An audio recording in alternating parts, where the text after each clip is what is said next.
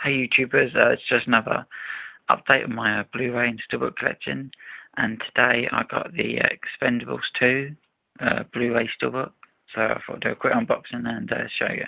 So let's undo it.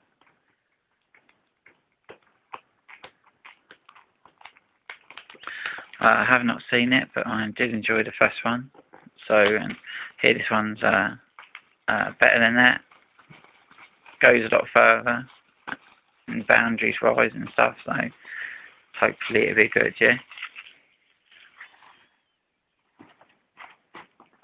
You got a piece of backing card with it, and it's got like a matte finish to it.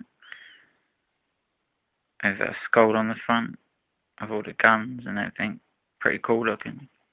You got this side and the back.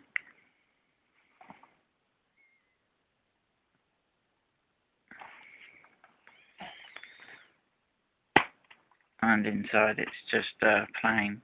You got the Blu-ray disc,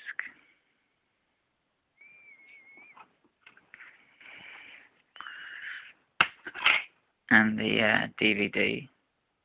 So yeah, not much to see inside, just plain and boring, which is a bit disappointing, but we're going to do.